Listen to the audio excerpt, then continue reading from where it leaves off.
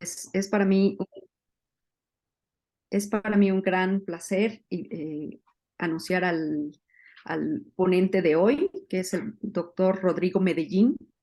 Él es investigador del Instituto de Ecología de la UNAM, es experto en ecología y conservación de los vertebrados en, en bosques, selvas, desiertos y pastizales. Es copresidente del Grupo Mundial de Expertos en Murciélagos. Trabaja en 16 países de 4 continentes. Ha recibido diversos premios como el Rolex Whitley, etcétera. Ha producido más de 250 libros y artículos y presidido sociedades científicas internacionales de conservación, representando a México y a Norteamérica en foros internacionales de conservación. Su trabajo ha sido presentado en diversos documentales, por ejemplo, de la BBC, de National Geographic y de otras casas productoras. Realmente es una gran emoción tenerlo aquí porque él es toda una personalidad de la conservación y de la ecología de diversos vertebrados y en particular de los murciélagos, que es de lo que nos hablará hoy. Y además, desde que tuve el honor de conocerlo, me llamó la atención como una personalidad sumamente amable, muy cordial y que tiene una gran capacidad de transmitir la pasión por lo que hace y por la conservación en general. Entonces, le damos la bienvenida y no ocuparé más el tiempo de micrófono a fin de que pueda tenerlo. Gracias, muchas gracias, Rodrigo, por tu atención con nosotros de estar aquí. Muchísimas gracias a ti, Paulina. Les agradezco muchísimo esta invitación.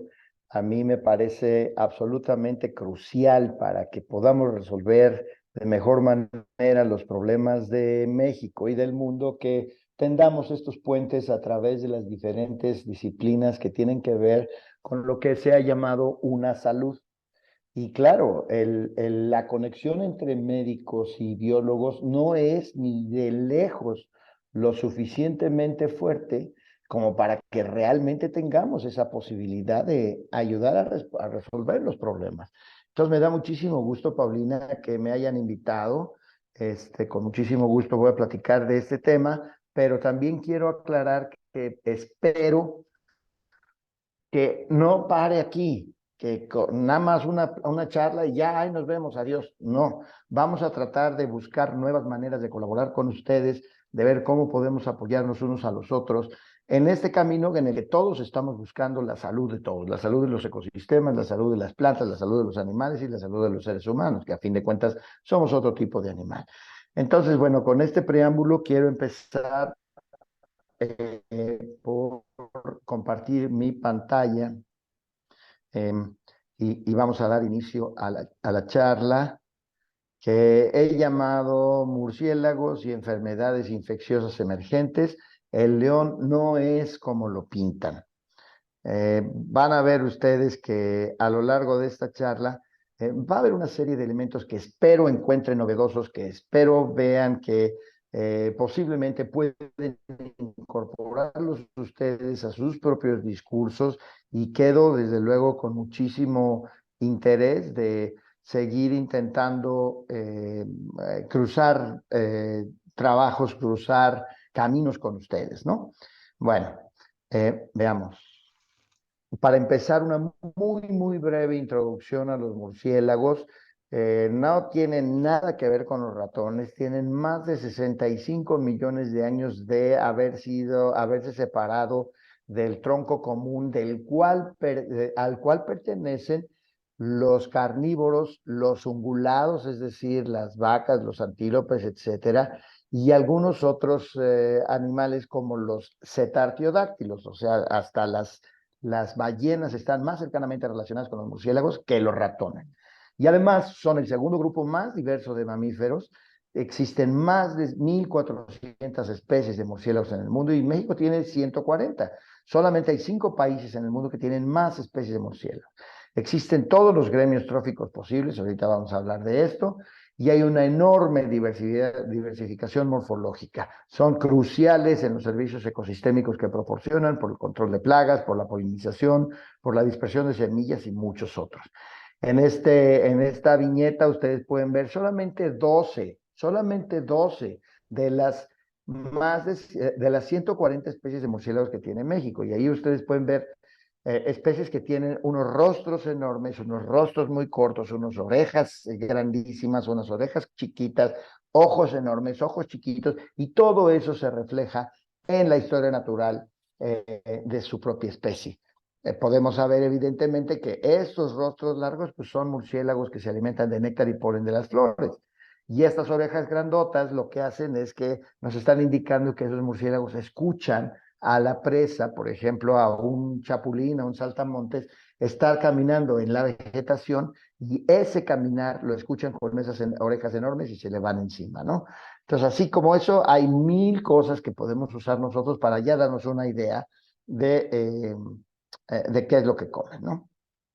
Y además, imagínense esto, quiero invitarlos a pensar que todos, absolutamente todos, todos ustedes que ahorita están en el estado de Puebla, yo estoy aquí en el estado de Jalisco, estoy en Guadalajara en una reunión con productores de tequila y de mezcal, estamos vinculados ya con los murciélagos, ya desde hoy. Si se comieron un taquito, o si al rato se van a comer unos tamales, se echaron su cafecito, un chocolate, están vestidos con alguna prenda de algodón, cualquier producto agrícola más, desde el arroz hasta los chiles, están conectados con los murciélagos porque son los murciélagos los controladores de plagas más importantes de esos cultivos y muchos más. Y luego, si nos gustan los chicozapotes, las pitayas, los zapotes negros, que ahorita es temporada, capulines, garambullos, guayabas y muchas frutas más, pues ¿qué creen? Son precisamente dispersados por murciélagos. Además, ellos son los más importantes regeneradores de selvas y eso lo hemos demostrado muchas veces. Los murciélagos dispersan entre 3 y 5 veces más semillas en los bosques tropicales que los pájaros. Lo que pasa es que a los pájaros nosotros los vemos porque son diurnos y nosotros también somos diurnos. Los murciélagos son nocturnos y pues nunca cruzamos camino con ellos, ¿no? Hoy es sábado, hoy es viernes, mañana sábado, en algún momento ustedes van a echarse un mezcalito, un tequilita, bueno, pues yo lo que les pido es que el primer trago de ese tequilita levanten su vaso y brinden a la salud de los murciélagos porque realmente se lo merecen, porque han sido muy injustamente maltratados en todo el mundo, ¿no? Bueno, aquí pueden ver ustedes una muestra del tipo de cosas que tenemos gracias a que los murciélagos están haciendo su trabajo allá afuera y somos unos ingratos porque nunca lo tomamos en cuenta, nunca lo agradecemos, nunca lo consideramos, etcétera, ¿no? Igual esto, pues son cualquiera de esas frutas o muchas de esas frutas, ustedes van a encontrar con que, oye, pues a mí me gusta mucho el chicozapote y no sabía yo que son los murciélagos los que dispersan las semillas de chicozapote, pues ahí está el examen, ¿no? Y ahí están los diferentes tipos de flores que los murciélagos polinizan, desde la ceiba en la esquina superior derecha hasta la clavellina en la superior izquierda, en el centro arriba el cazaguate, los cactos columnares como el saguaro y por supuesto los mezcales, ¿no? Los agares. Bueno, lo malo es que la imagen pública de los murciélagos no es buena. Y el COVID no los está ayudando nada. Se acordarán que al principio les colgaban la medallita del COVID a los murciélagos, y de esto vamos a hablar en detalle un poquito más tarde en esta plática. Hay mucha desinformación y tristemente hay mucha desinformación proveniente de científicos expertos en enfermedades emergentes y aquí los vamos a ventanear. No soy Pati Chapoy, pero aquí los vamos a ventanear. Y entonces aquí yo quiero hacer un llamado a todos ustedes a que vean que los murciélagos necesitan de la ayuda de todos y que ustedes como médicos pueden incorporarse a la lucha para rescatar la buena imagen de estos animales tan injustamente maltratados. Según la gente, cuando la gente habla o piensa o ve murciélagos, inmediatamente piensan, ay, qué feos, ay, son malos, ay, son enviados del diablo, oh, son sucios, oh, todos son iguales y además nos transmiten enfermedades. Pues eso es todo falso, todo falso. Veamos esto de las enfermedades infecciosas emergentes, que sí es una amenaza creciente y muy poco entendida por la humanidad. En primer lugar, cada vez hay más brotes de enfermedades y ojo, por favor, que estoy poniendo comillas alrededor de la palabra nuevas. y esas enfermedades, entre comillas, nuevas, están sucediendo en todo el mundo, desde el Zika, chikungunya, SARS, influenza de todo tipo. Y en los últimos 30 años, la investigación sobre murciélagos y enfermedades infecciosas emergentes ha crecido muchísimo, pero sabemos realmente muy poco sobre estas nuevas, entre comillas, enfermedades y los nuevos, entre comillas, patógenos que las causan, ¿no? Y vemos que los medios de comunicación, pues claro, lo que quieren es jalar adeptos, jalar seguidores, jalar suscriptores, y mientras más alarmista el título del artículo, pues más van a venir a ver el artículo, ¿no? Entonces, la amenazas y qué tan amenazante es el nuevo coronavirus y asesinos sueltos, los virus mortales, anticipando la nueva pandemia. Y eso es desde el New York Times hasta el Guardian, hasta La Jornada, todos los periódicos, todos los centros de noticias lo hacen igual. Y sigue, ¿no? Por todos lados, cuando vemos cualquier tipo de publicación, los títulos amarillistas es lo más amenazante, porque lo que quieren es jalar gente, porque al jalar gente están haciendo billete. Bueno, así como lo ven, pues en cualquier momento ustedes pueden hacer una búsqueda y se van a encontrar con ese tipo de noticias que pues a todos nos ponen los pelos de punta, ¿no? Vamos a pensar cómo llega un virus de un animal, cualquiera que este sea, a un ser humano. Por ejemplo, el virus del Nipah y el virus Marburg están conectados con el durian, que es una planta del sureste asiático que es polinizada por murciélagos, pero que el durian solamente para Tailandia representa alrededor de 270 millones de dólares al año, porque el durian es una fruta muy codiciada allá. Pero en 1999 apareció este Nipah virus en Malasia, y los primeros señalados fueron las civetas, que es una especie de carnívoro que lo ven ahí del lado derecho abajo, que parece como cacomisle, más o menos un poquito más grande que el cacomisle, y como los científicos empezaron a buscar este virus en diferentes animales y lo encontraron en las civetas, todos se fueron sobre las civetas y empezaron a matar miles y miles y miles de civetas. Lo que había sucedido allí es que hay una migración de los murciélagos que se llaman zorros voladores, son unos murciélagotes grandototes de 1,5 metros de envergadura que migraban usualmente desde algunas islas del Pacífico hacia la tierra firme de Malasia en un bosquecillo que había de mangos. Bueno, pues esta granja de cerdos fue y se puso abajo de los mangos donde se refugiaban estos murciélagos. Y claro, conforme los murciélagos comían mango, defecaban y orinaban y tiraban fruta parcialmente comida sobre los cerdos, pues los cerdos se infectaron y entonces los humanos se infectaron y entonces adivinen qué pasó. Empezaron a matar murciélagos también. Bueno, más de 10,000 civetas y muchísimos miles de murciélagos fueron muertos. Entonces yo como copresidente del grupo de especialistas en murciélagos, llamé a mis más de 400 miembros del grupo en 80 países a no que firmaran una carta que se fuera al gobierno de Malasia, de China, de Vietnam, que era donde estaban matando murciélagos, sino cada uno de nosotros mandara una carta. Entonces fueron 400 cartas, ¿no? Armamos la carta en conjunto y cada quien le puso su énfasis, etcétera, diciéndoles básicamente, a ver, si ustedes están matando a estos murciélagos, van a terminar con el beneficio de tener el durian ahí, la fruta esta, porque cada durian es el resultado de que estos murciélagos están visitando y polinizando esas flores.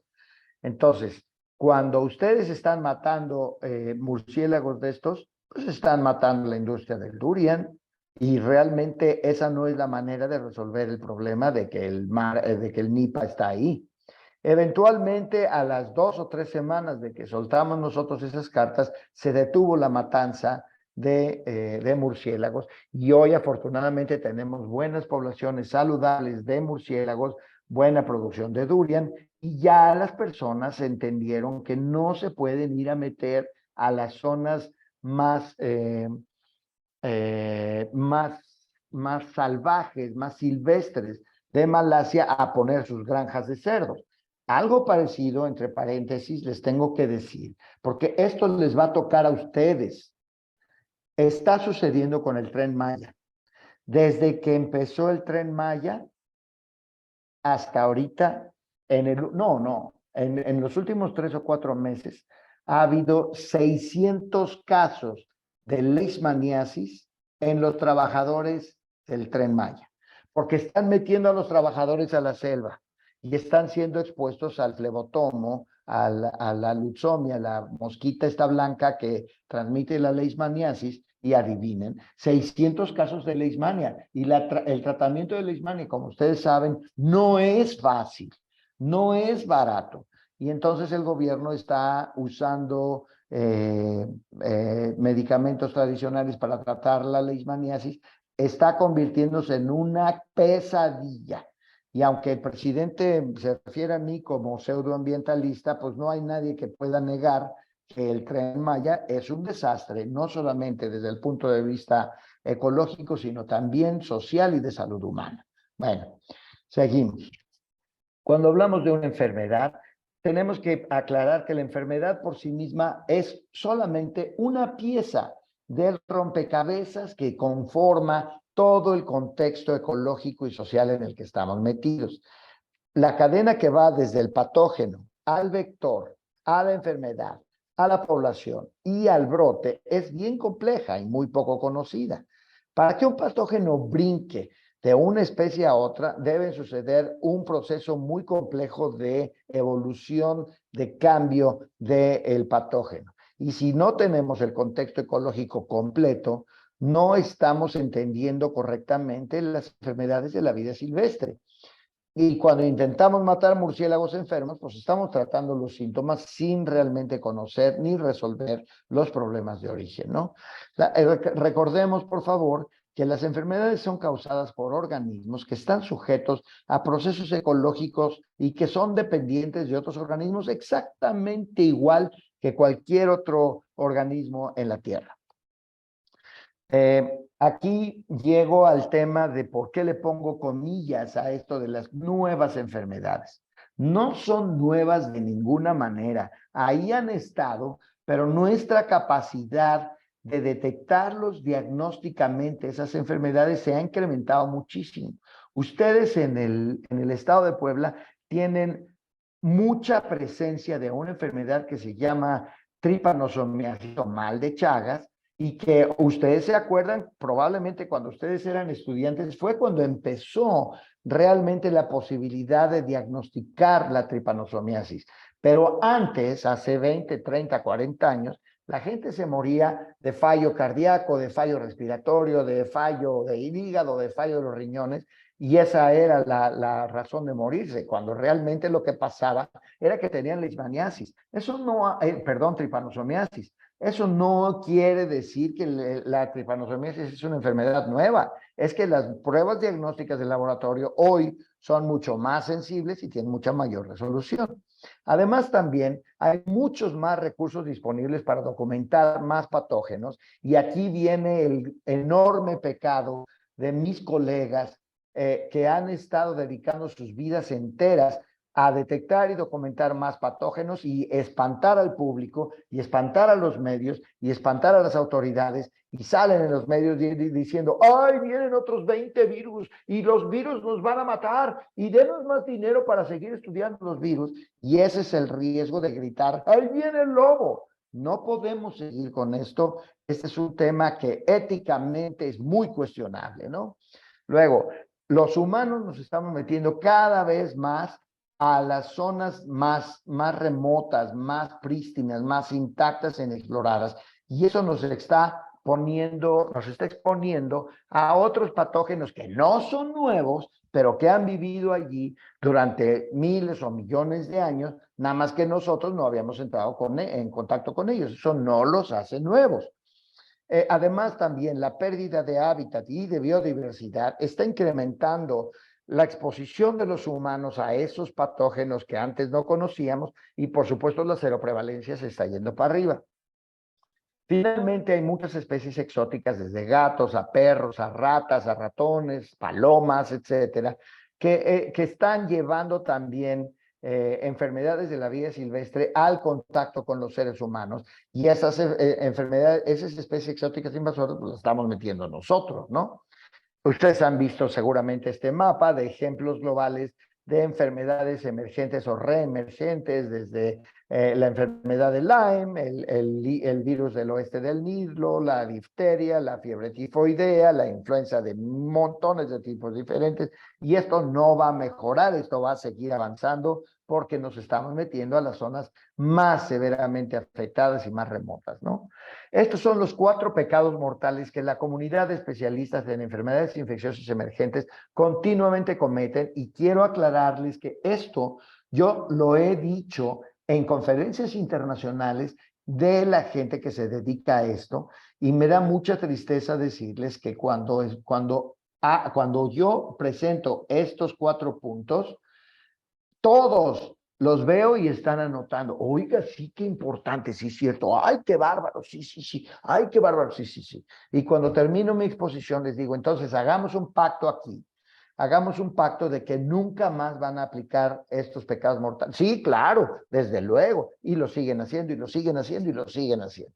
El primero es que los invito a que no digan nuevos patógenos, porque no son nuevos patógenos. Cuando el cerebro humano es muy curioso, porque cuando leemos en las noticias que hay una nueva especie de mono que encontraron en el Amazonas, claramente nuestro cerebro entiende que ese mono no es que no existía ayer y hoy ya existió. Es un mono que no conocíamos, que los expertos no lo habían encontrado, y que cuando lo encuentren, bueno, pues es una especie nueva para la ciencia, pero esa especie lleva millones de años allí. Pero cuando escuchamos las palabras nuevo patógeno, nuestro cerebro nos juega un truco diciendo, ¡hoy! Un patógeno que apareció de la noche a la mañana. Entonces, desafortunadamente, por ese truco de nuestro cerebro, yo invito a todos a que no usemos el vocablo nuevos patógenos, sino más bien patógenos que no han sido descritos previamente. Es un poco más largo, pero es mucho más preciso en cuanto a lo que estamos hablando.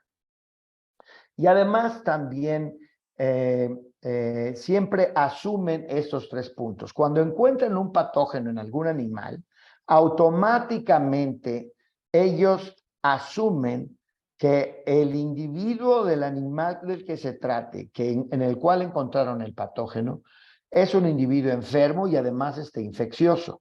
Y como ustedes saben, desde el punto de vista de la inmunología, eso no puede ser cierto. Yo ahorita, si a mí me buscan patógenos, me van a encontrar un montón de patógenos. Y eso no quiere decir que esté yo enfermo. Quiere decir que mi sistema inmune los está controlando y yo no estoy enfermo y no soy infeccioso. Luego, cuando efectivamente encuentran un individuo enfermo, automáticamente asumen que ya hay un brote y que entonces se van a soltar muchos casos de esa enfermedad. Tampoco es cierto. Faltan muchos procesos inmunológicos, epidemiológicos y demográficos para que pueda realmente un individuo enfermo convertirse en un brote. Y finalmente, cuando encuentran un brote, automáticamente asumen que ya va a haber un salto de una especie a otra, y que cuidado, porque de los perros nos va a brincar a nosotros, o de las gallinas nos va a brincar. Son muchos pasos epidemiológicos y evolutivos que tienen que suceder antes de que sucede. Entonces les pido que no caigan en esa trampa. Veamos un poco de los servicios ecosistémicos de los virus y su diversidad. Fíjense esto, la mayoría de los virus son fagos, son bacteriófagos, y matan entre el 4 y el 50% de las bacterias que se producen cada día. Esto quiere decir que si de la noche a la mañana perdemos a todos los virus, en una semana, en 2 semanas, las bacterias hubieran terminado con nosotros. Luego, en una muestra fecal de 500 gramos de un humano sano, encontraron más de 1,200 genotipos virales y el humano estaba sano, ¿ok? tenemos que pensar que los virus son tan viejos como la vida misma y su origen se remonta a las primeras células. Entonces es totalmente imposible pensar en un mundo libre de virus. Pongámoslo en contexto. En 1 mililitro de agua de mar, ¿y quién no se ha ido a meter a Acapulco y se traga un trago? Claro que Acapulco es un mal ejemplo porque Acapulco está lleno de aguas de drenaje crudo, ¿no? Y ahí sí, claro que nos vamos a enfermar. Pero en 1 mililitro de agua de mar de Baja California o de donde ustedes quieran, se encontraron 10 millones de partículas virales. En 1 kilogramo de sedimento marino se encontró 1 millón de virus distintos. 1 millón de virus distintos. Hoy conocemos menos de 5,000 virus. Se estima la diversidad de los virus a nivel mundial en 10 a la 31. Un 1 seguido de 31 ceros. Son quién sabe cuántos quintillones, nonillones, no tengo ni idea cómo se llama ese número. Pero para que se den cuenta de que si yo hago así ahorita en esta mesa, aquí ya tengo virus nuevos, con toda la seguridad del mundo, porque están en todos lados y no conocemos ni la 1/100ª, 20ª de los virus que existen. No conocemos ni siquiera lo que está en nuestro ombligo. Fíjense este estudio bien interesante. En swabs de 60 ombligos de seres humanos sanos, encontraron 2,368 filotipos de bacterias. Cada filotipo representa mucha o más que una sola especie y en promedio, en un ombligo particular se encontraron 67 filotipos por ombligo. ¿Esto qué quiere decir, mis queridos amigos médicos? No quiere decir que mañana que se metan a la regadera se van a limpiar y el jabón allí para quitarme esos filotipos. No. Ese es parte de nuestro microbioma y es de una manera perfectamente natural que están coexistiendo con nosotros. Son parte de nosotros. No necesitamos limpiarnos esas pobres bacterias que han estado viviendo allí desde que nosotros empezamos a vivir, ¿no? Bueno, este otro estudio también me gusta mucho porque fueron al metro de Nueva York y yo quisiera que alguno de ustedes hiciera algo parecido en el metro de México porque encontraríamos todavía más. Pero bueno, el caso es que fueron al metro de Nueva York, en los diferentes barrios de Nueva York, a muestrear los pasamanos, las puertas, las ventanas, los asientos, el suelo, etcétera, y encontraron en 1,457 muestras 1,688 taxas de bacterias, virus, arquea y eucariontes, de los cuales la mitad en la ciudad de Nueva York, la mitad eran desconocidos. Pues por supuesto, estamos llenos de animales que todavía no entendemos, de bacterias que todavía no entendemos, de virus que todavía no conocemos, ¿no? Vamos a hablar del caso de la rabia. Ustedes saben que la rabia es una de las 10 zoonosis más importantes que afectan al ser humano. Es un problema mundial y muy antiguo. Hace 4,000 años en las vasijas griegas es clarísimo cómo se ve un perro babeante, todo agresivo, correteando a un ser humano. Eso se sabe desde hace mucho tiempo. Pero sabemos que muchos mamíferos pueden ser reservorios, los zorrillos, los mapaches, los gatos, perros, murciélagos y muchas otras cosas. Y sí es un problema prioritario de salud pública al que México le ha dedicado mucho tiempo. Hay algunos mitos que creo que es importante traer a colación porque nos da contexto con respecto a lo que sucedió a fines de año en Oaxaca, ¿no? En primer lugar, la palabra vampir viene del serbio y es de los años 1700 por allí y se refiere a un ser humano muerto que revive en la noche y que va a corretear a la gente, a morderle el cuello para beber su sangre. Pero no tiene ningún vínculo de ningún tipo con la figura de un murciélago. No hay. El vampiro es un ser humano, con forma de ser humano. Y cada país del mundo, desde Mesopotamia hasta Roma, tiene sus mitos de vampiros. Bueno, en 1535, Gonzalo Fernández de Oviedo, que fue uno de los escribas que vinieron con Hernán Cortés a este continente y a México, reflejó en sus memorias de la historia general de las Indias que en la noche, cuando bajaban los caballos de los barcos de Cortés y pasaban la noche allí en el descampado, los caballos y los soldados, había unos animalitos que volaban en la noche y que se posaban sobre ellos y que los mordían y se alimentaban de su sangre. Nunca usa la palabra murciélago, pero esos eran murciélagos hematófagos y es el primer reflejo, la primera representación, la primera referencia directa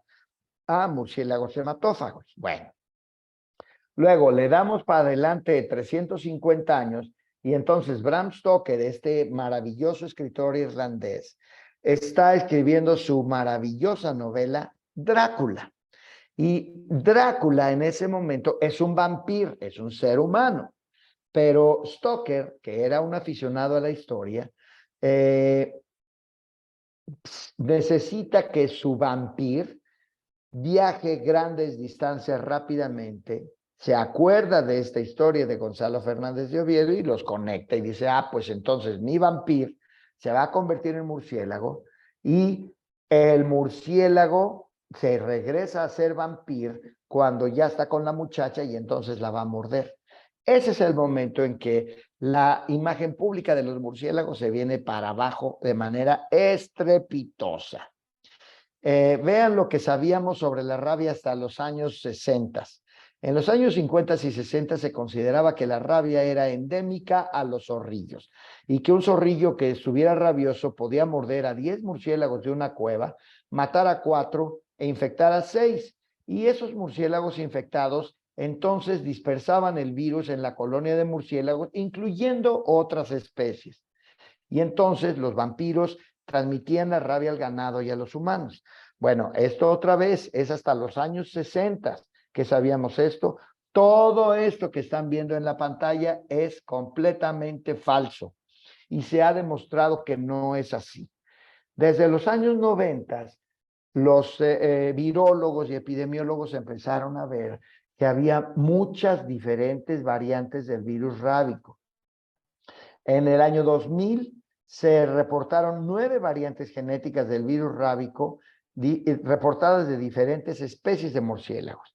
Sí es cierto que todas están emparentadas y comparten un ancestro común, pero son genéticamente independientes y están en un proceso de selección purificadora, es decir, un zorrillo que muerda a un murciélago va a infectar a ese murciélago, pero ese murciélago no se va a convertir en un vector.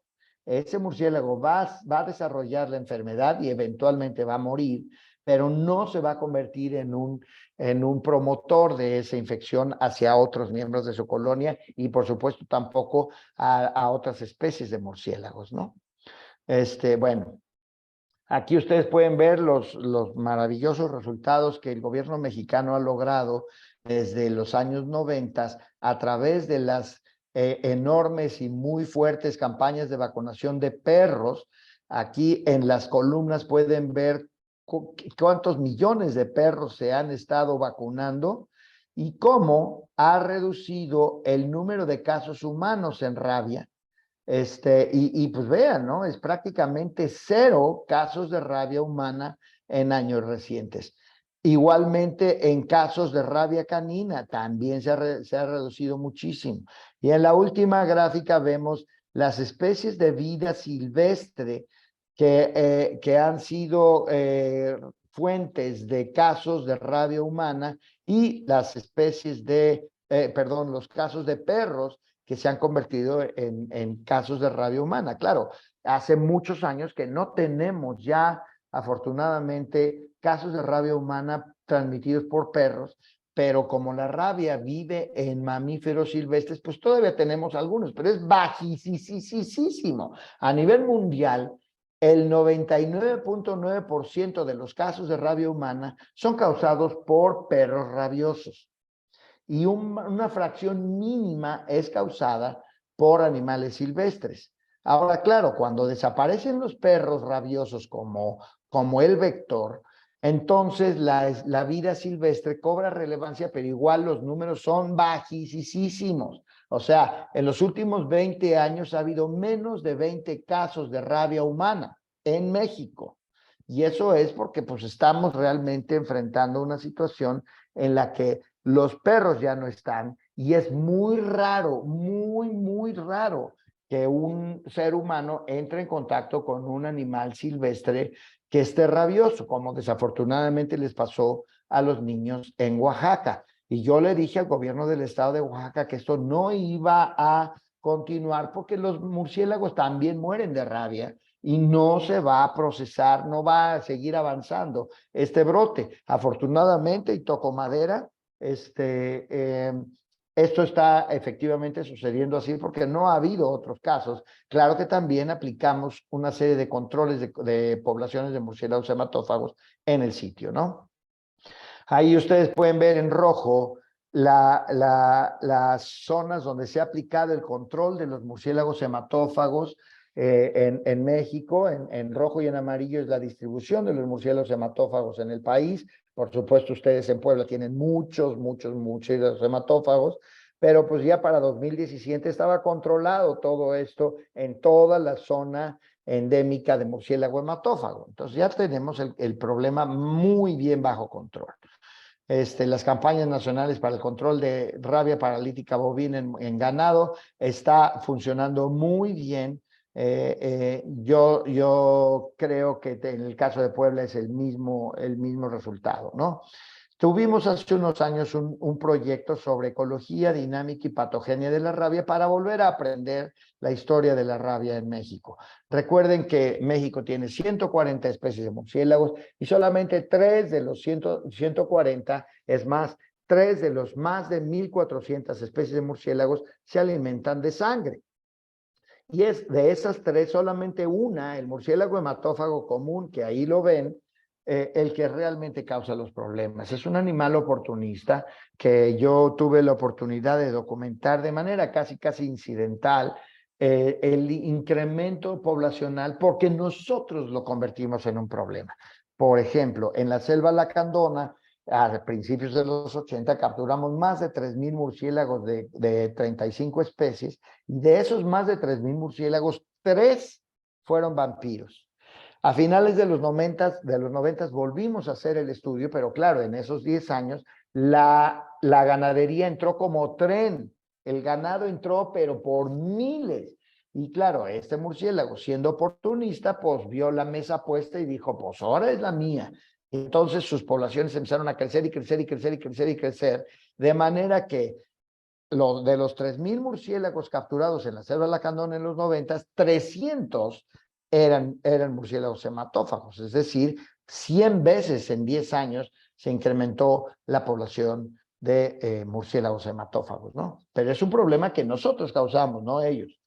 El objetivo de nuestro proyecto era estimar el impacto económico de la rabia, documentar la incidencia de rabia en poblaciones silvestres y una serie de otros temas, ¿no? La meta principal era modelar, predecir y prevenir los brotes rábicos y algunos de los resultados. Vean esto, más de 1,000 vampiros fueron muestreados en la saliva para ver si tenían anticuerpos de la rabia y menos del 1% tenía anticuerpos para la rabia. De ese grupo, nosotros sacrificamos como 45 o 50 por allí, buscándoles el virus rábico en el cerebro. Ni uno solo lo tuvo, ni uno solo. Y el modelo de los brotes de rabia parece indicar estrés ambiental o consideraciones espaciales, si hay poca disponibilidad de refugios o hay perturbación o las razas de ganado usadas, etcétera. Eso es lo que determina la aparición de un brote rábico. Y los vampiros enfermos hoy sabemos que se aíslan socialmente del resto de la colonia, lo cual reduce las probabilidades de que sigan infectando a otros miembros de la colonia, ¿no?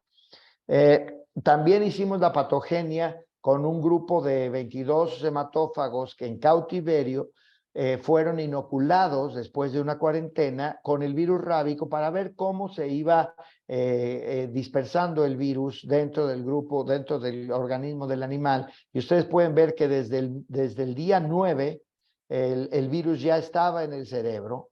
Pero en otros lugares fue muy poco donde sí se encontró el virus rábico. Aquí ustedes pueden ver los animales que murieron a causa de la rabia en negritas, y los que fueron sacrificados porque necesitábamos saber en dónde estaba el virus en ese momento, pero al final de los 22 días se acabaron los murciélagos, ¿no?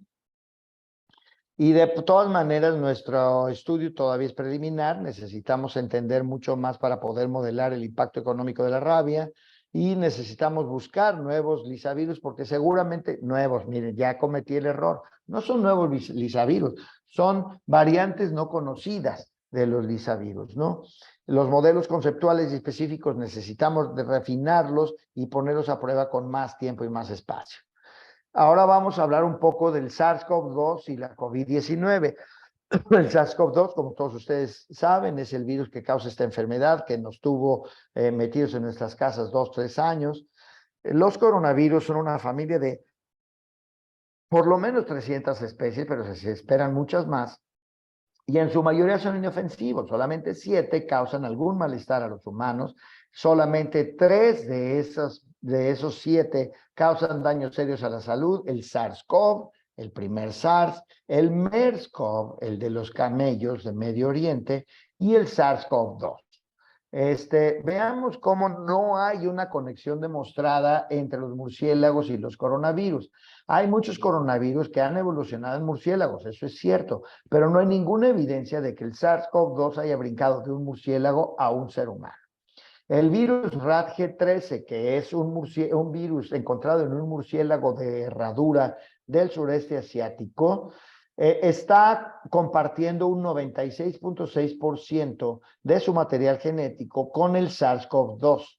Y los expertos, estos que les digo, que están especializados en espantar a la gente porque ahí viene el virus, dijeron que por ese 96.6% el SARS-CoV-2 venía de ese virus de murciélagos. Eso es tanto como decir que, dado que los humanos y los chimpancés compartimos más del 99% de nuestro genoma, los humanos venimos de los chimpancés o los chimpancés vienen de los humanos. Y eso tampoco es cierto. Lo que es cierto es que los humanos y los chimpancés compartimos un ancestro común hace más de 4 millones de años, y de allí venimos las dos especies hermanas.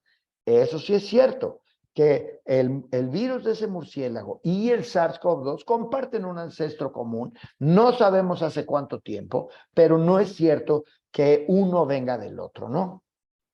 Por otro lado, el SL-CoV, otro de los virus de los murciélagos, no puede entrar en nuestras células porque su proteína Spike, o su proteína S, que es la proteína que le da el nombre a los coronavirus por esa coronita que se les forma a las partículas virales, esa proteína S es la manera del virus de conectarse con las células a las que va a infectar. Bueno, pues resulta que la proteína S del virus SL-CoV de los murciélagos no es compatible con la membrana celular humana. Entonces, aunque a alguien, algún científico loco, agarrara esos virus y se los pusiera a un ser humano, no podrían infectarnos. No es compatible. El SARS-CoV-2 es un virus de los humanos, y si desafortunadamente vamos a sufrir de COVID es porque un ser humano nos lo pasó, no porque un murciélago pasó, ni nada, para nada, ¿no? Veamos el origen del COVID. Cada vez más está saliendo a la luz de que el virus se haya escapado del laboratorio parece estar ganando fuerza. Ha habido muchos periodistas y muchos científicos de mucho renombre que están verdaderamente preocupados porque hay evidencia que parece sugerir que efectivamente se escapó de un laboratorio. Hoy el Instituto Nacional de Salud Pública de los Estados Unidos está solicitando detener, prohibir el apoyo al Instituto de Virología de Wuhan para el futuro, porque ahí se cometieron errores verdaderamente muy graves. ¿Cómo llegamos aquí? Cuando empezó la pandemia, esta mujer, Xi Zhengli, que ustedes pueden ver aquí abajo, publicó este artículo con todos sus colegas, diciendo que había un brote de una neumonía asociada con un coronavirus nuevo, no era nuevo, de origen probablemente de un murciélago. Xi Zhengli, yo la conozco y ella tiene brigadas de jóvenes en el sur de China, en la parte tropical, que están contratados para capturar tantos murciélagos como pueda y llevárselos al laboratorio y ahí ella se dedica a buscar virus nuevos. Este no tiene, este no tiene, este no tiene, este no tiene, este no tiene, este sí tiene. A ver, vamos a ver que, y este no tiene, y este no. Evidentemente, con lo poco que sabemos de los virus, vamos a encontrar virus. Pero con eso ella está diciendo, encontramos otros nuevos virus en los murciélagos. Ese es el error, ese es el pecado. Ya sabemos hoy que son desafortunadamente 678 millones de casos de virus, 6.800.000 muertes, más o menos el 3.4% de mortalidad en todo el mundo. Y otra de las cosas que han dicho estos académicos sin escrúpulos es que los murciélagos tienen más patógenos, más virus patogénicos que cualquier otro grupo de vertebrados. Y vean que unos amigos míos, Daniel Streicher y su alumno moyense, publicaron en el 2020 este artículo demostrado que eso no es cierto. Si vemos simplemente por el número de virus zoonóticos, el grupo que más virus zoonóticos tiene son los roedores. Y luego los cetartiodáctilos, es decir, desde las vacas y los antílopes hasta los cetáceos como las ballenas. Y luego los primates y hasta el cuarto grupo son los quirópteros. Y si vemos por la proporción del número de virus, por el número de especies que tiene ese grupo, el primer grupo son los paseriformes, que son los pajaritos que aquí mientras estamos hablando están brincando afuera de su ventana. Esos son los pajaritos. ¿Y por eso vamos a dedicarnos a matar pajaritos? Pues claro que no, pero los pajaritos no tienen una mala imagen y los murciélagos sí tienen una mala imagen. Entonces es mucho más fácil convencer a tomadores de decisiones y al público en general que hay que temerles a los murciélagos. Eso es completamente falso, ¿no? Ya que estamos en este barco, ¿qué tenemos que hacer? Lo urgente es resolver la emergencia médica, que gracias a los médicos, virólogos y epidemiólogos ya se resolvió. Lo importante es prevenir futuras pandemias, y ahí entramos biólogos, ecólogos, virólogos, epidemiólogos e inmunólogos, ¿no? 3 enseñanzas para el futuro. La primera línea de defensa contra la próxima pandemia es la conservación de los ecosistemas y dejar en paz a la biodiversidad. El segundo es regular y reducir el consumo ilegal y no sustentable de carne de monte, y eso probablemente nos ayudará a mitigar en algo la próxima pandemia. Y el tercero es reducir nuestro consumo de carne y cambiar las maneras de producción de los animales que estamos consumiendo. Vamos al primero, a la primera lección. Ese es el efecto de dilución, así se llama este proceso. La primera línea de defensa contra la próxima pandemia es la conservación de los ecosistemas y su biodiversidad.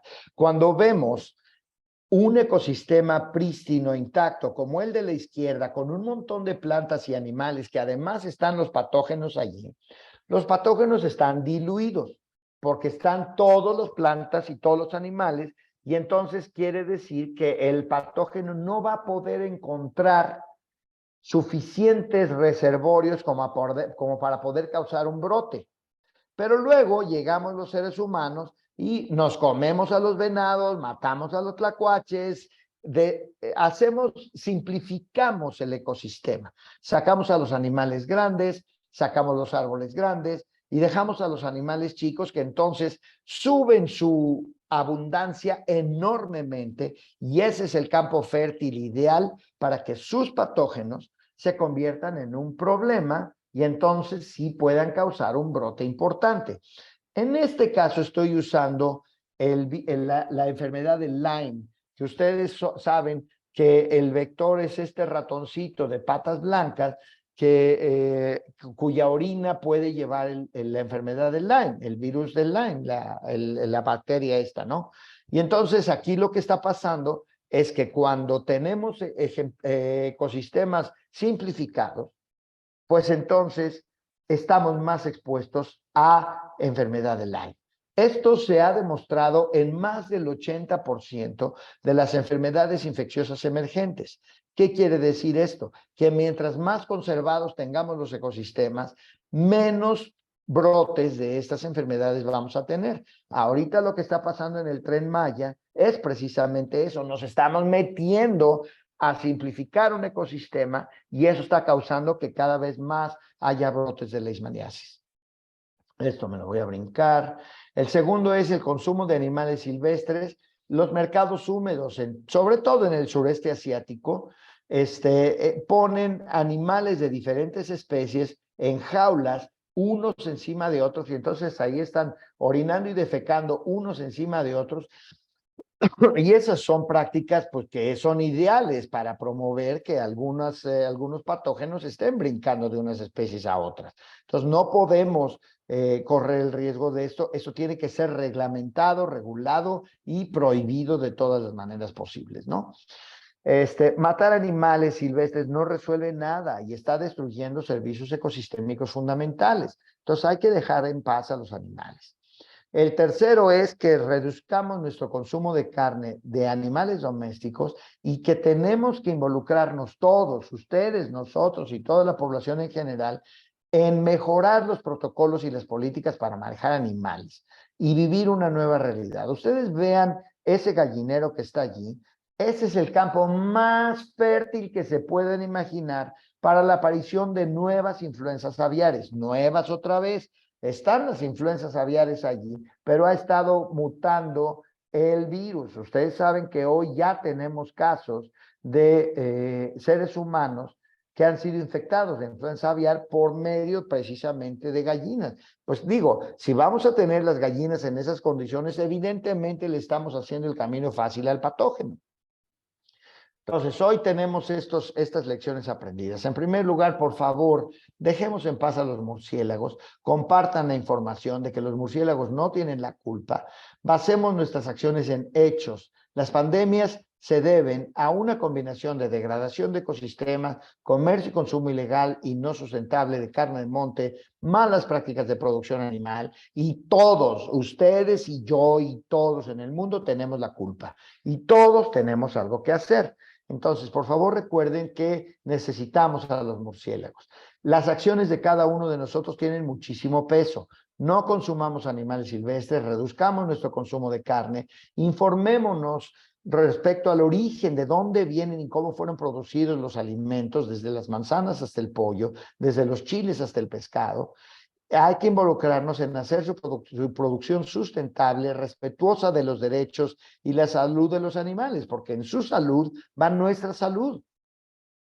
Hay que reducir nuestra demanda de recursos desde el agua hasta la energía, alimentos, fibras y nuestro impacto en el mundo. Hay que exigir el respeto al medio ambiente. Hay que fortalecer las secretarías de medio ambiente, que son probablemente las secretarías más débiles de todos los gobiernos en el país actualmente.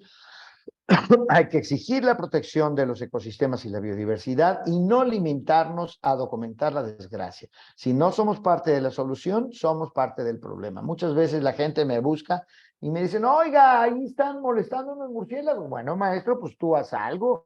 Yo no puedo estar en todo el país defendiendo a los murciélagos. Tú ya sabes qué hacer, qué decirles, déjenlos en paz, etcétera, ¿no? Todos tenemos algo que hacer, no podemos permanecer estáticos. Y con eso los dejo, les agradezco muchísimo su interés en esta charla. Voy a dejar de compartir para ver si hay por ahí alguna pregunta. Tenemos un canal sobre murciélagos en el YouTube y ese es el equipo de trabajo que me ayuda a hacer todo lo que hago y que siempre les agradezco muchísimo. Otra vez, muchísimas gracias y dejo de compartir. Muchas gracias. Estuvo muy, o sea, realmente es un mensaje muy directo, ¿no? O sea, realmente las acciones en las que podemos estar todos implicados. Muchas gracias por su presentación. Bueno, abro sesión de preguntas. Si alguien quiere iniciar, adelante, puede abrir micrófono o escribir en el chat.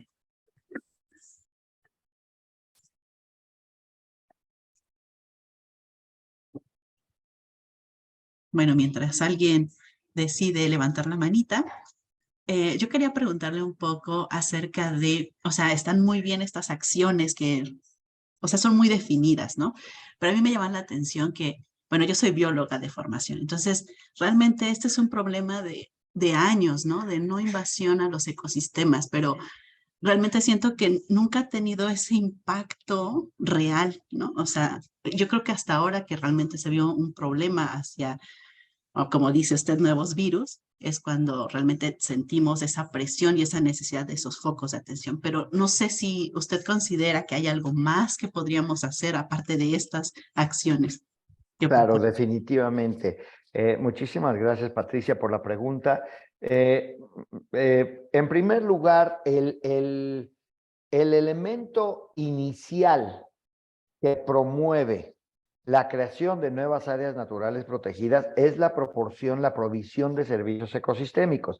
La protección de cuencas para evitar inundaciones, cosa que no sucedió por ejemplo, en el estado de Tabasco, en el que eliminaron toda la selva.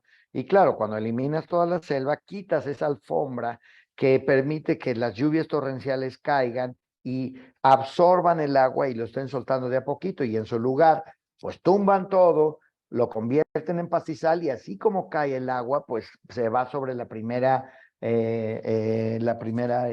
ciudad, ¿no? Y así como eso, todos los servicios ecosistémicos que proporcionan la biodiversidad fueron el primer elemento que se esgrimió para crear nuevas áreas naturales protegidas.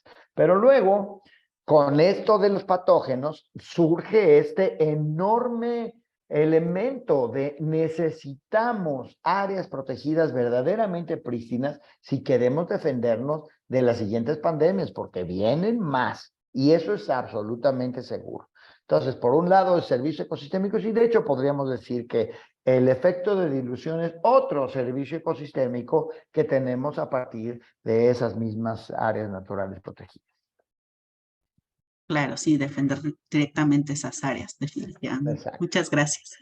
¿Tenemos preguntas, Paulina? Adelante. Hola nuevamente. Muchas gracias por la plática.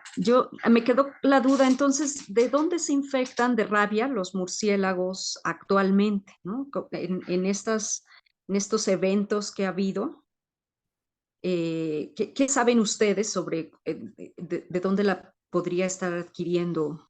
La rabia el virus rábico es endémico a las poblaciones de diferentes especies. Entonces, ahí está latente. Pero la evidencia circunstancial que ahorita tenemos indica que cuando hay estrés, como por ejemplo, que sube la temperatura muchísimo y eso les baja las defensas, ¡prum!, brinca el virus. O que se fue el alimento y no hay suficiente alimento para todos. Igual que con nosotros, ¿no? Sabemos que cuando nos bajan las defensas, aparecen casi que de la nada, aparecen enfermedades, brotes, lo que sea, que es resultado de que nuestro sistema inmune está deprimido. Es exactamente ese mismo proceso con los murciélagos, pero el virus ahí está constantemente. Lo que yo le decía a la gente de Oaxaca, que ha pasado muchas veces en México antes, es que probablemente lo que sucedió allí es que cuando está una población de murciélagos hematófagos en un lugar, es porque hay ganado alrededor que les da de comer. Pero cuando la gente vende ese ganado porque cambian de actividad comercial, porque en lugar de ser rurales se convierten en turísticos o lo que sea, o porque tuvieron que vender todo el ganado, pues adivina, los murciélagos hematófagos ahí se quedan y se vuelcan sobre la gente, ¿no? Se vuelcan sobre cualquier presa que puedan tener. Eso ha pasado muchas veces en México y en otros países. Y otra pregunta que a lo mejor es muy obvia para los biólogos. Entonces las especies de murciélagos también se desplazan entre sí, a lo mejor los hematófagos contra las otras especies que no consumen sangre, se desplazan porque los lugares para vivir son pocos Ya entendí, que sí, los es murciélagos decir, no hematófagos están desplazan. compitiendo por el alimento, pero están compitiendo por otros Claro. nichos que sí comparten. Claro, qué buenas preguntas, doctora Cortés, porque efectivamente esto nos da mucho contexto. Hemos estudiado muy de cerca la conducta de los murciélagos hematófagos, porque a mí me sorprendía que cuando entro a una cueva que tiene varias especies de murciélagos, incluyendo hematófagos, haz de cuenta que los hematófagos están en la recámara principal. Están en el mejor lugar, el sitio más recóndito, más aislado, más calientito, más afuera de que pase la gente, etcétera, etcétera. Y yo decía, ¿por qué demonios los murciélagos hematófagos siempre están en el mejor lugar de la cueva? Y entonces hicimos un estudio que estamos por publicar mostrando que esto lo hicimos en el Rancho Las Margaritas, precisamente en el estado de Puebla, por allá por Tenampulco, en el norte, donde me prestaron una caballeriza sin caballos y pusimos allí 2 refugios de murciélagos. Los 2 eran cubetas de esas de 20 litros volteadas así, una nada más con una malla para que los murciélagos se pudieran colgar y más pegada afuera donde pasa la gente, y la otra por dentro, mucho más adentro, forrada de negro, con terciopelito adentro, con una placa de esas que calientan un poquito, y mucho más alejada del ruido. Y luego soltábamos a 5 murciélagos frugívoros en esa caballeriza, ¿no? Obviamente los murciélagos frugívoros se van a meter al más rico, al más sabrosito, al más calientito, al más aisladito, al más oscurito, ¿no? Y a los 5 días metíamos a 5 murciélagos hematófagos. Y adivina lo que pasaba. Los murciélagos se meten al buen refugio y órale, a pegarles, y pegan y despegan y despegan y despegan hasta que los echan de ese refugio bueno. Entonces, efectivamente, los murciélagos activamente agreden a los murciélagos en donde quieren ellos establecer su colonia. Ya, sí, pues es verdaderamente fascinante toda esa dinámica, ¿no? Y los murciélagos hematófagos también pueden alimentarse de la sangre de otros murciélagos, ¿no hematófagos? ¿O buscan presas más grandes? Es muy Bueno, raro que los murciélagos hematófagos se alimenten de sangre de otros murciélagos, pero lo que ha sucedido ocasionalmente es que, por ejemplo, le ponemos un conejo y muerden el conejo, pero sí es muy raro que afecten a otras especies de murciélagos. muchas gracias. También me quedo con una pregunta parecida a la de la doctora Patti que habló antes, es decir, ¿cómo en esta forma de vida que llevamos los humanos actualmente dejar en paz a la biodiversidad, ¿no? Como primer paso para conseguir la salud, ¿no? Esta idea de una salud. Es decir, que creo que en parte eso pasa por que tenemos que cambiar nuestro actual estilo de vida, ¿no? En realidad todos. Exacto, exacto. Nuestra relación con la biodiversidad desafortunadamente se ha roto, doctora Cortés. O sea, veamos a los niños que están metidos en el celular día sí, día también, tarde sí, día tarde también. ¿Y cuántos de nosotros de chavitos no nos íbamos a acampar en el monte y nos llenábamos de lodo, nos llenábamos de garrapatas, etcétera? Ya esa es una experiencia completamente extraña para los niños del día de hoy. La conexión con la naturaleza se ha roto y depende de nosotros el reconectar. Y realmente yo se los recomiendo mucho.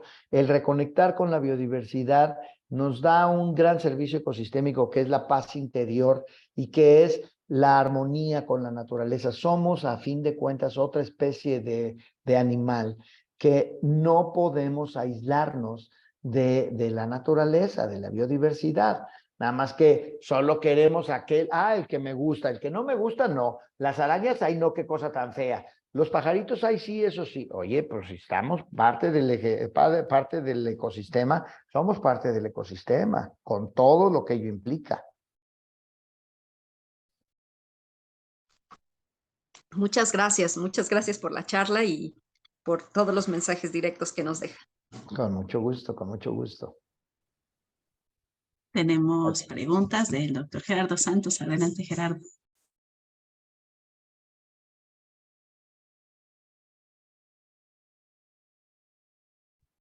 No, no te escuchamos.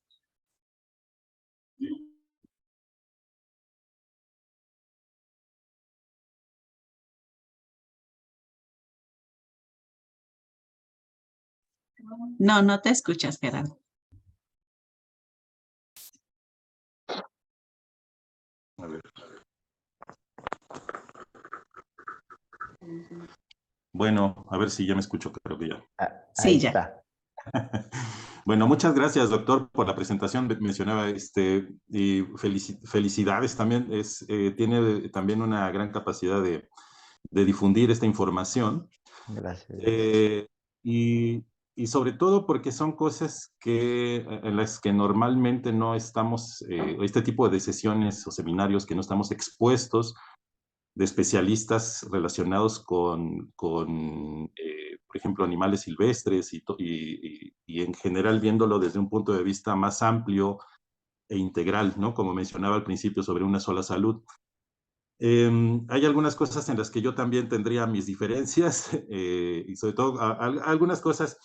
Estaba hablando sobre los especialistas en enfermedades emergentes.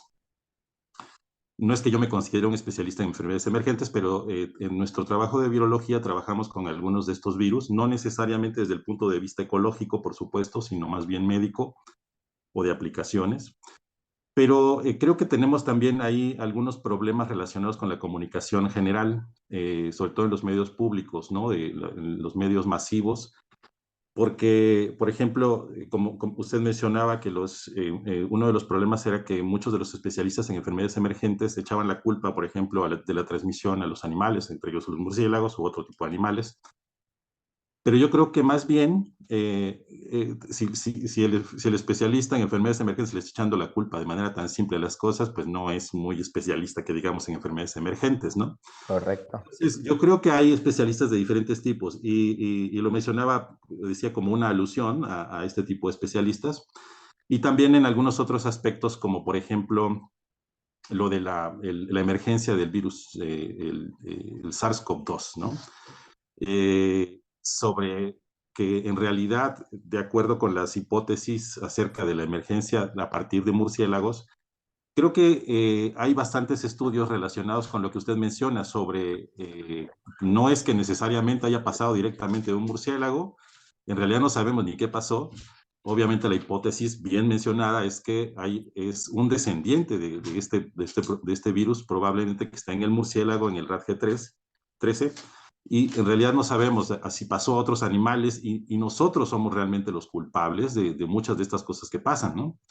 Y todos estos proyectos, como el Tren Maya que se menciona y otras cosas más, que en realidad muchas veces por cuestiones sociales se consideran, socioculturales o económicas se consideran importantes, pero a veces no hay estos controles o medidas o determinación de los riesgos que pueden ocurrir, no solo por estas enfermedades, sino por muchas otras cosas más, ¿no? Pero bueno, eso es algo muy interesante. Y bueno, yo le comento que nosotros trabajamos en la caracterización y búsqueda de fármacos, por ejemplo, contra virus emergentes. Y nos gustaría también después también platicar algunas cosas en que podríamos colaborar. Agradezco mucho su sesión.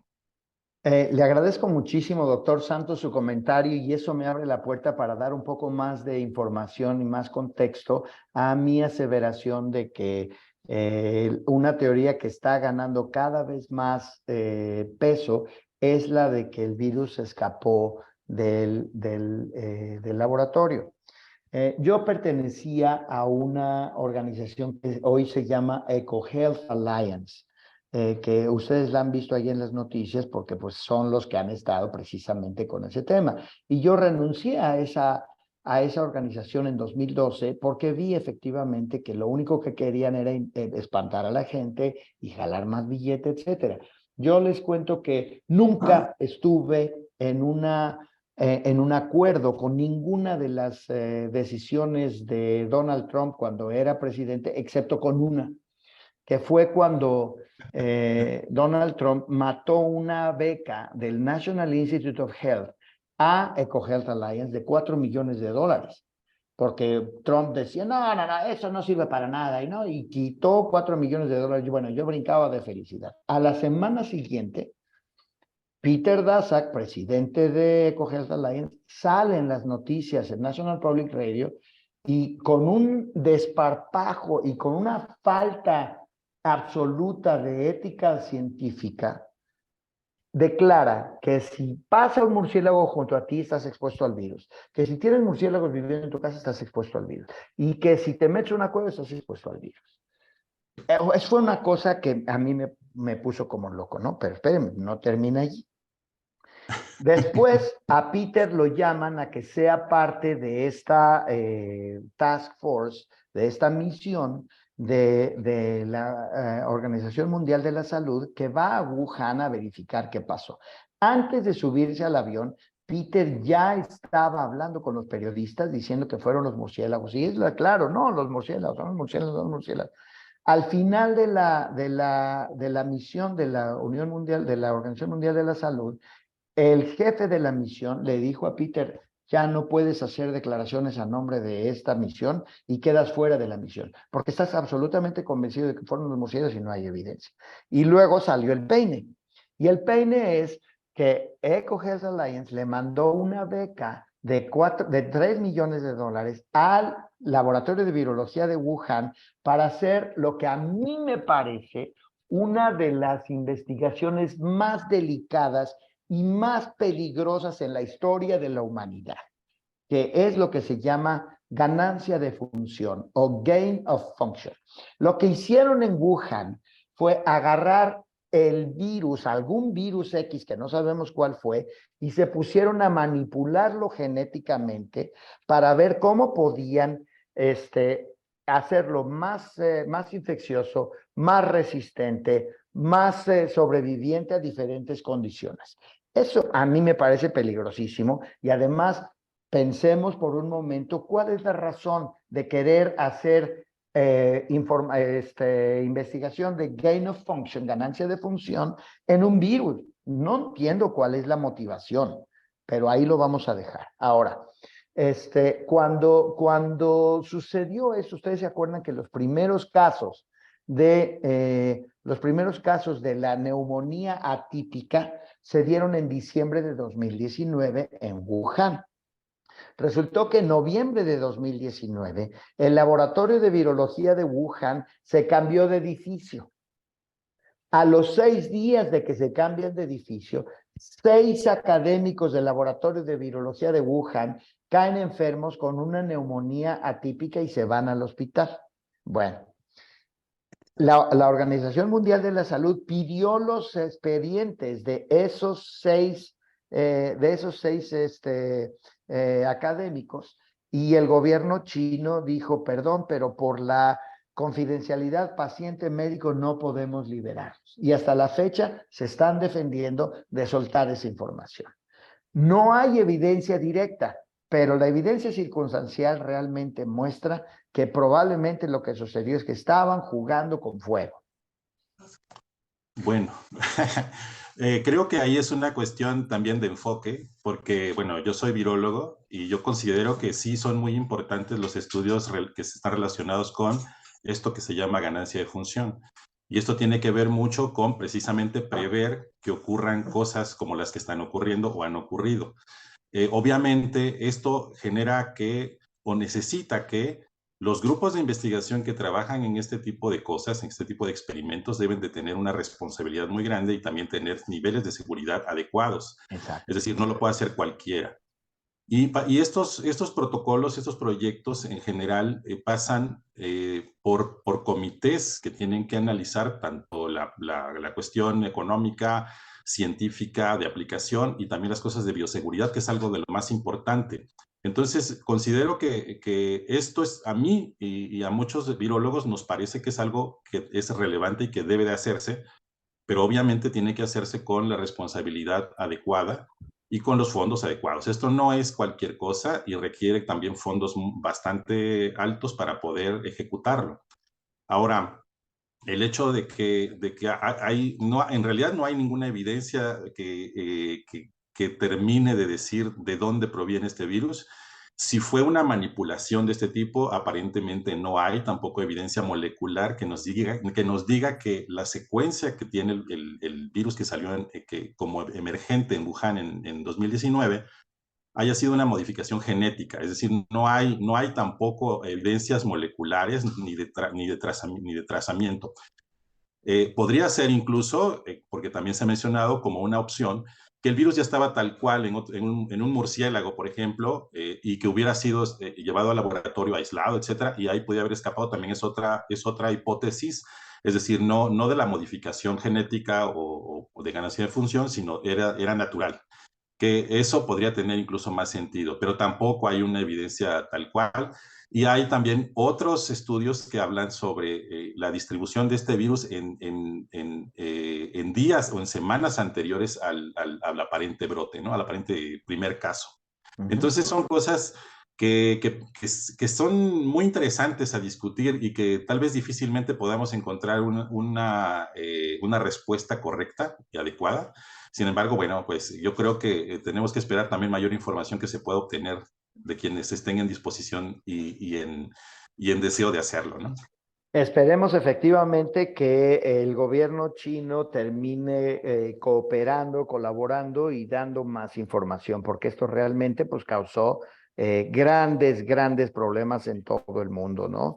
Y tiene usted toda la razón, o sea, también se ha señalado, y eso lo encontró esta misión de la Organización Mundial de la Salud, que el nivel de bioseguridad del laboratorio de Wuhan era de nivel 2, el nivel que existe en un laboratorio, en un consultorio de dentistas. Cuando si estamos trabajando con estos, con estos virus, tendría que ser nivel 4, ¿no? Pero bueno, pues así estamos. Bueno, ahí sí, bueno, también ahí son cosas importantes, incluso geopolíticos, porque no debemos olvidar que pues también hay una lucha, digamos, de búsqueda de predominio entre Estados Unidos y China. Correcto. Y la OMS se encuentra ahí en medio de presiones de diferente tipo político, que en realidad es un poco difícil también establecer la realidad. Muy cierto, tiene toda la razón. Pero bueno, de forma imparcial. Creo que ya me pasé. No, está muy bien, muchas gracias. Agradezco mucho su información y su presentación. Muchísimas Creo que gracias, nos va a servir mucho. Un placer. Gracias. Tenemos más preguntas. La doctora Dalia. Adelante, Dalia. Gracias. Doctor, primero que nada, extenderle una felicitación. De verdad es un trabajo maravilloso, no solamente por las implicaciones que tiene, sino porque a las nuevas generaciones les tiene que llegar el mensaje del cuidado de la biodiversidad y de todos los ecosistemas. Cada uno ha dado su punto de acuerdo al expertise. Ahora en el caso de la inmunología, yo como inmunóloga me llama mucho la atención la cantidad de virus, bacterias a los que estamos expuestos. Según la teoría de generación de diversidad, tenemos entre 10 a la 13, 10 a la 15 potenciales TCRs o BCRs que pueden reconocer a estos virus y bacterias. Sin embargo, con el nuevo número que nos da usted de 10 a la 31, me vuela la cabeza cómo es que el sistema inmune del ser humano puede reconocer a cada uno de estos virus y potencialmente montar una respuesta inmune contra ellos. En el caso ahora de los murciélagos, todas estas respuestas inmunes que están asociadas a la tolerancia de estos virus o de estas bacterias zoonóticas, pues puede ser tan grande que puede tener una implicación más allá del estudio de los murciélagos y predecir nuevos modelos de respuestas inmunes que pueden ayudar no solamente a la conservación de la biodiversidad, sino también cómo es que estas respuestas inmunes pueden potencialmente ayudar a conocer la implicación clínica en un humano. Entonces, creo que el mensaje va más allá de los murciélagos. Creo que tiene que ir de manera integral hacia todas las disciplinas y como el estudio de una sola especie, en este caso el murciélago, nos puede ayudar con todo este conocimiento. No solamente el murciélago como una parte del ecosistema, sino también con todas las implicaciones que puede tener. Entonces, le felicito, de verdad fue una gran charla y creo que da mucha tela para cortar. Muchísimas gracias, doctora Martínez. Nada más una aclaracioncilla por allí. Acuérdese que no es una especie de murciélago, son más de 1400 y que los virus, la gran mayoría de los virus son fagos, son bacteriófagos y afortunadamente no tienen mucho que ver con nuestro sistema inmune. Entonces todavía tenemos ahí una ventanita de esperanza de que efectivamente vamos a poder resolver la siguiente pandemia, pero todos, o sea, imagínense lo que está pasando en China con esas enormes granjas de pollos, pues es estarle buscando tres pies al gato, caray. Poco a poco necesitamos cambiar esas prácticas, ¿no? Totalmente. Y como este mensaje nos tiene que ayudar justo a eso, a conocer cada una de las especies y reconocer que estamos en el mismo espacio, ¿no? Y que cada uno tenemos múltiples herramientas para coexistir. Entonces, eso es importantísimo. Definitivamente hay una ventana de oportunidad entre 10 a la 13, 10 a la 15, hasta 10 a la 31, que aún no está descrito. Claro. Muchas gracias. Gracias a usted, doctora. Gracias, Dalia. ¿Alguien más tiene alguna pregunta, comentario? Pues creo que ya no hay más. Pues le agradecemos muchísimo su ponencia, es Oigan, súper pues me ha interesante. dado muchísimo gusto estar aquí. A nosotros también, Muchísimas muchísimo. gracias. Gracias, doctora Martínez. Ha sido un placer y definitivamente mantengamos el contacto y vamos a unir fuerzas, ¿no? Este es un frente en el que todos tenemos que involucrarnos, que incorporarnos y que poco a poco vamos a tener un impacto positivo, estoy seguro. De acuerdo, sí, Muchísimas muchas gracias. Hasta luego. Hasta luego. Adiós. Muchas gracias. Gracias, Paulina. Nos estamos viendo. Chao. Gracias, saludos. Adiós.